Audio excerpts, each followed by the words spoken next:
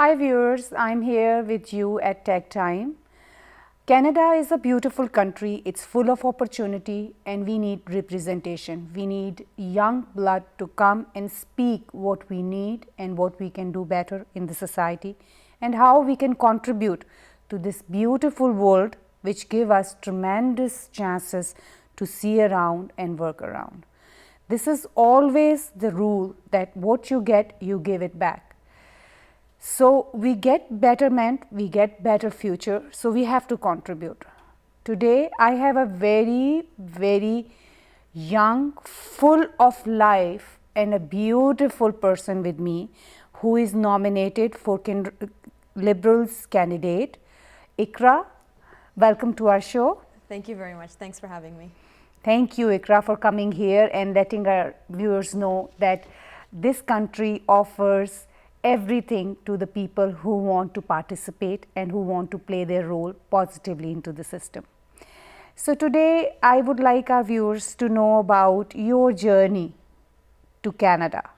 How would you take our hands with you? Sure, I'll give you a shorter version Sure. because life is very long and we go through a lot of turns along the way. I was born in Pakistan, a small town, and I started my schooling there, kindergarten, grade 1. The teachers hated me because I did not like school. I hated school. My father was coincidentally a professor at a university in Bahawalpur, and he got accepted to do his PhD in England. So we all went to England, my 3 brothers, my mom and my father, so that my father could do his PhD. So I started grade 2 in England, went all the way up to grade 6 until my father had finished his PhD, and he had applied for immigration to Canada at that time. We went to Canada we went to Pakistan while we waited for immigration. Started grade 7, 8 in Pakistan, and nope, I didn't like it. Did not like the education system.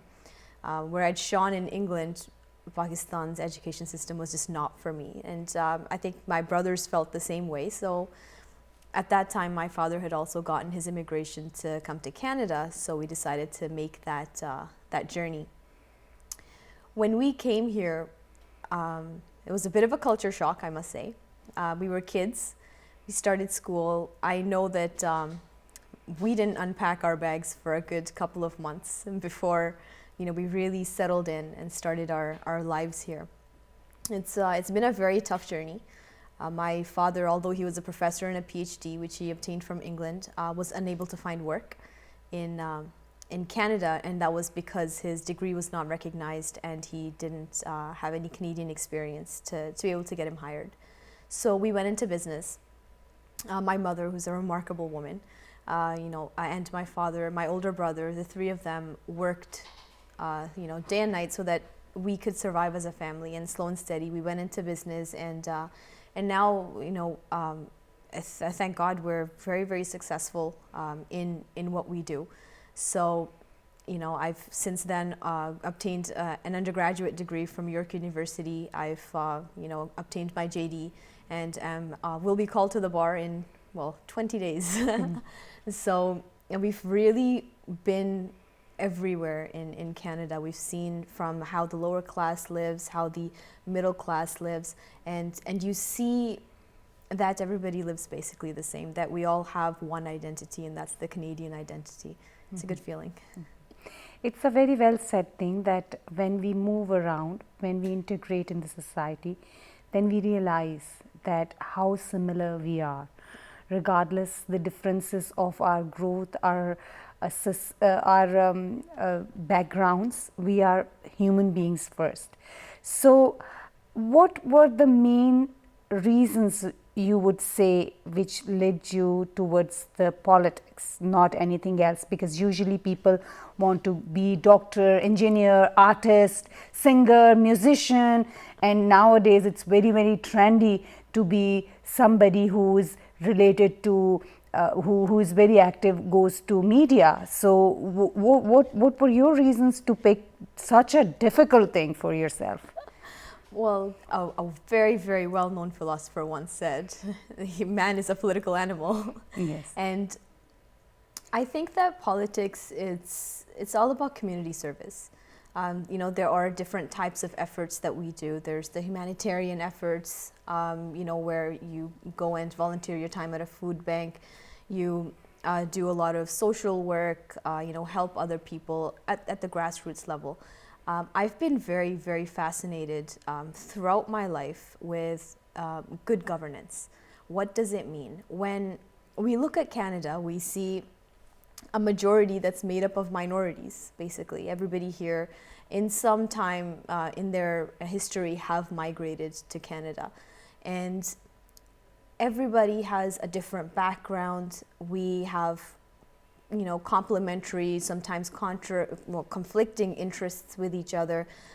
We have a variety of religions, a variety of ethnicities, age groups. We all have different life experiences. How do we then come together collectively as a group of people to work with each other and to live together in harmony when we have so many differences? There are places in the world where the slightest difference causes civil war. And so how can a country as big, as vast, and as diverse as Canada come together and live in peace? And that's something that I've always been fascinated with. And, as I grew older, I really started looking into it. I experimented with, school clubs, debate teams, and, moving on throughout into my career, I also, participated in a lot of social work, and then also decided, I think in order for us to really help with formulating that system of good governance, we need to have some representation of all types at the decision-making table.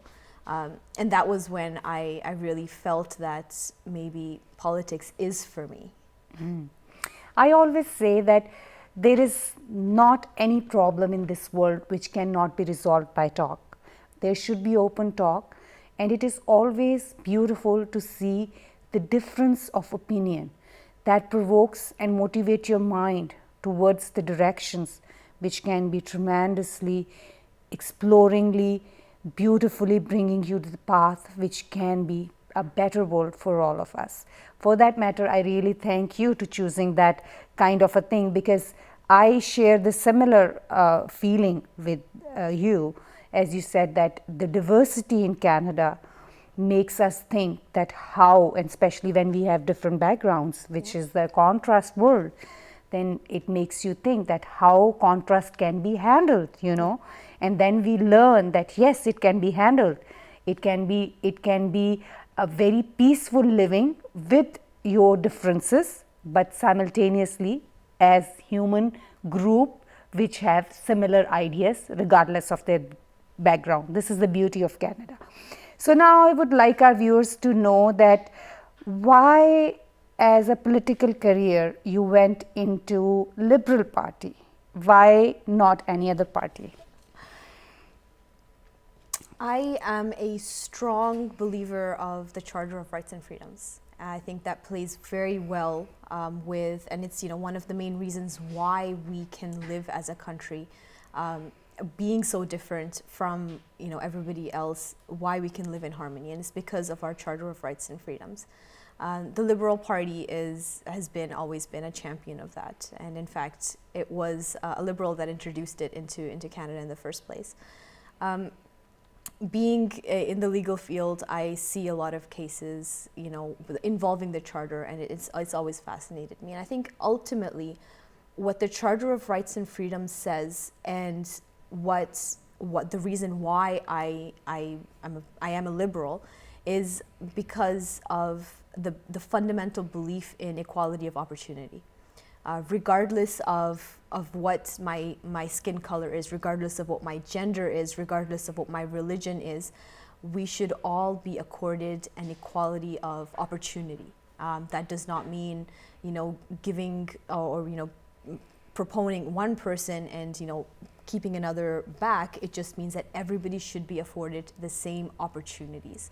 And it is up to the person being afforded the opportunity to be able to avail it or not.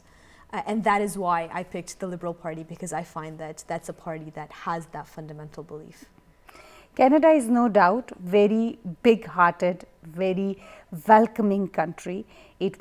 And with welcoming so many different backgrounds, it needs representation.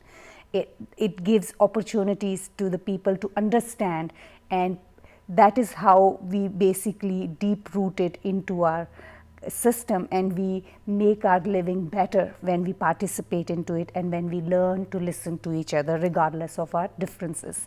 That is a very beautiful thing, and I really admire this about Canada a lot. So when you choose a party and you decided to work with them, obviously there is a journey, there are difficulties, there are goals. So would you like to explain a little bit regarding that?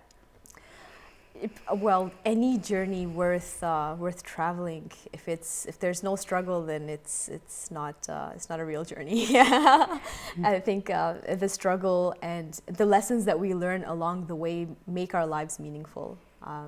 So yes, there have definitely been struggles. And it's ultimately goes down to equality of opportunity. Being a young minority, visible minority, woman and a Muslim in today's environment, and the fact that we and my team and I were able to win the Liberal nomination that was hotly contested with the help of various community members. Obviously could not have achieved this alone. It really reinforced my belief that we really do have a very beautiful country. We really do afford each other that chance. And if we don't try, we will not succeed. And I remember one of my professors in my alternative dispute resolution class used to say, if you don't ask for it, it's always going to be a no. So, well, I asked for it, and I'm very lucky and very humbled to have been given a yes by the community. So, the journey continues. Elections are in October, so we'll see how that goes. To which direction this journey goes. Anyways, it has started. I always say that there is always first step, and then you can hope for some results. If you do not take a step, how can you hope for any betterment or any results? So, what are your hopes and expectations with the family to work with you while you are having your journey, and from your party especially, because whenever there is somebody who is joining with a certain ideology, has certain expectations. So how would you see that? I think that with respect to the party, it's all about effective representation of a certain idea that, or something special or unique that you bring to the table. It's always a collective effort in developing policy, in formulating good governance systems in whichever way you can. And one idea that I'm obviously very passionate about is that equality of opportunity, being that young woman, minority, and a Muslim. Just knock them all off. I have them all, unfortunately, or fortunately, actually, and then that's what makes us very Canadian. I'm no different from the majority of Canada because our similarity is in our differences. I am young. I can project and hopefully understand what our youth want from our country. So we affect policy that'll shape who we are and what we do 50 years down the road, 100 years down the road. Being a woman, I'm very, very concerned about the low income, unfortunately, that women receive in comparison to our male counterparts, regardless of whether we are more or less capable. It's, I believe, 78 cents to the dollar that women make, less than men. And that's something that I would want to eliminate. Another barrier that we really need to revamp is our newcomers, our people who are immigrating to Canada on, for example, say the skilled worker program, but where they're being assessed on their degrees are not being recognized here in Canada until they go through a very extensive system where they have to write exams or go back to school again, meanwhile trying to sustain themselves and their families here as well. So that's another system that really needs to be looked at and see how we can really break those barriers ultimately. And that's my vision for what I want to do. That is very true actually. And unless we don't get through, we don't have that institutions, those areas where people get help and they know that this is a normal procedure which they have to go through and they get help. It is very important. Every immigrant who migrate, it's just like my sister used to say, it's just like putting a tree from one place and planting it to another place. So it takes a natural time to regrow and rebuild into it. And then gradually it gives you the fruit. So it is very challenging and very difficult, but this is the beauty of it.